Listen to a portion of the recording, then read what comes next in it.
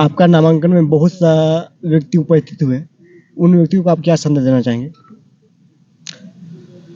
सबसे पहले तो अपने पार्टी के शीर्ष नेता को धन्यवाद देते हैं, और चूंकि उन्होंने हम पर विश्वास करके और टिकट देने का काम किया, और उस विश्वास को हम जो है खरा उतरने का काम करेंगे उस पर।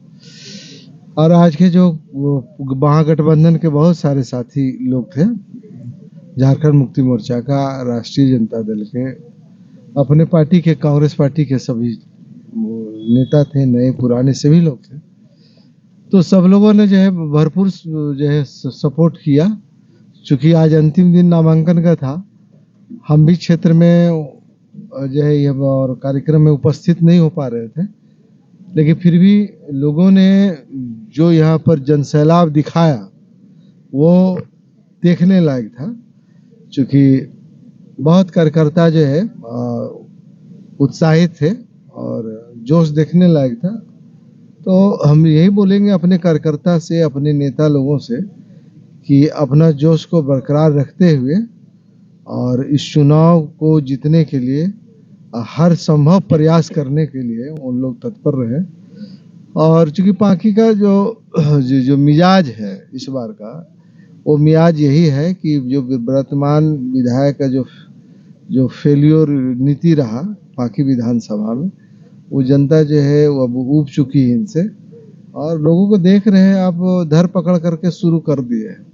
लोगों को धर पकड़ के आवाज पे बुला रहे हैं, उनको प्रलोभन दिए जा रहे हैं, उनको प्रभावित करने का काम कर रहे हैं, फिर भी इनकी बात नहीं बन रही है। तो अब पुराने के बात नहीं करना है, क्योंकि पुराने कहीं है भी नहीं, तो उनकी बात क्या करना है। जो भी किए उनको जनता ने उनको दंड दे दिया।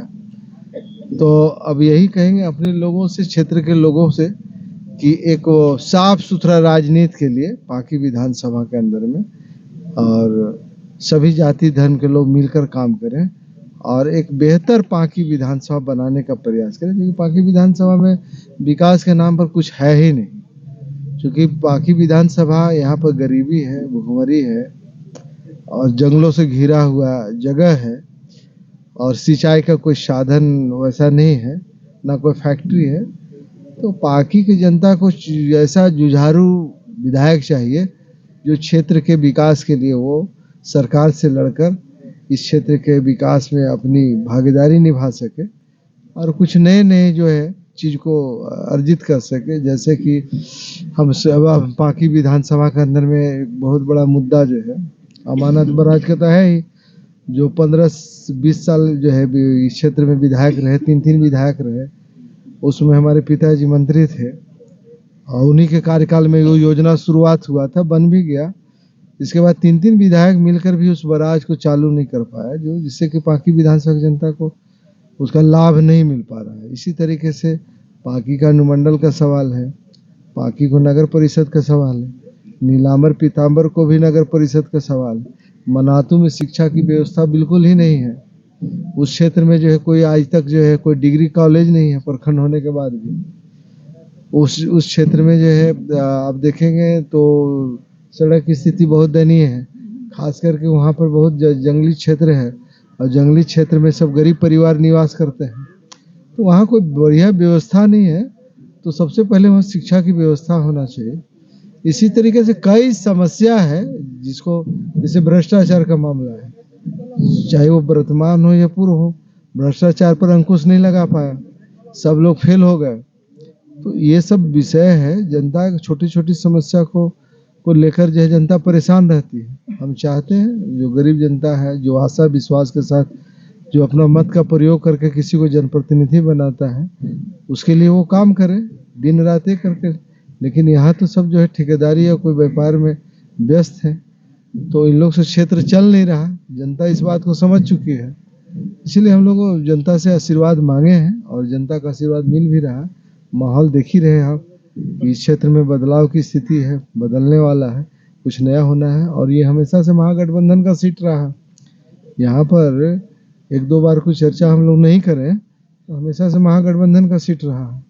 यहाँ महागठबंधन के लोग जो है पसंद करने वाले लोग, तो यहाँ पर हम लोग सभी लोग मिलकर, चूंकि यहाँ कांग्रेस नहीं बल्कि महागठबंधन ये चुनाव लड़ रही है, जेएमएम, राजद और कांग्रेस मिलकर, तो हम लोग सभी लोग मेहनत करेंगे और रिकॉर्ड मत से जो है हम लोग यहाँ पर जीतने का काम करेंगे। ये जनता का मतलब पूरा भरोसा है जनता पर हम लोगों को। सर जी, आपसे जानना चाह रहे हैं कि जैसे अभी यहाँ पे गठबंधन की सरकार है, लेकिन यहाँ के जो युवा हैं वे अन्य राज्य में जाकर 4-6 रुपया कमाने के लिए मजबूर हैं अभी वैसे, इस पर आप क्या करना चाहेंगे? देखिए, यहाँ पर जो देख रहे हैं, यहाँ पर तो अधिकतर दिन भारतीय जनता पार्टी की सरकार रहा है और उस समय रहा है जब अटल जी जिंदा थे, वो प्रधानमंत्री थे, उस समय झारखंड अलग हुआ। उस समय से लेकर लगातार जो है भारतीय जनता पार्टी की सरकार रही। भारतीय जनता पार्टी की सरकार इधर भी नरेंद्र मोदी जब से प्रधानमंत्री तब भी रही। तो यहाँ जो है भारतीय जनता पार्टी ने इस क्षेत्र के लिए कुछ सोचा ही नहीं, तो बेरोजगारी तो बढ़ेगा ही, क्योंकि रोजगार की कोई व्यवस्था हो नहीं रहा है। तो ये सारा अगर आज जो नौजवान जो बाहर जा रहे हैं, ये सब भारतीय जनता पार्टी का ही देन है।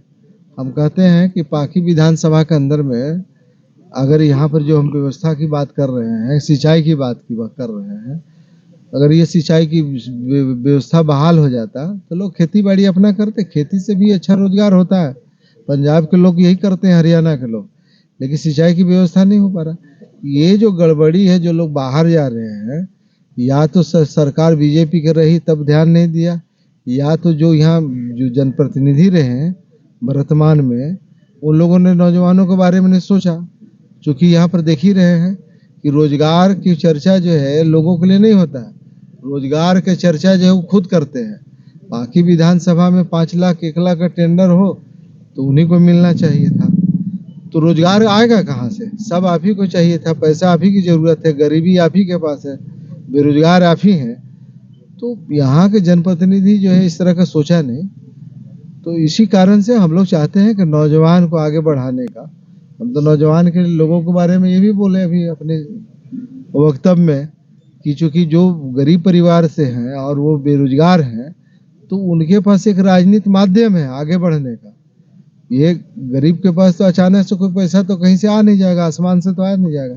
तो राजनीति में रहने से क्या होता है कि राजनीति में रहने से बहुत तरह का चीज है, क्योंकि बहुत सारे विकास के काम होते हैं। विकास करने का तरीका अगर जनप्रतिनिधि के पास अच्छा हो तो लोगों के पास रोजगार की व्यवस्था हो जाती है।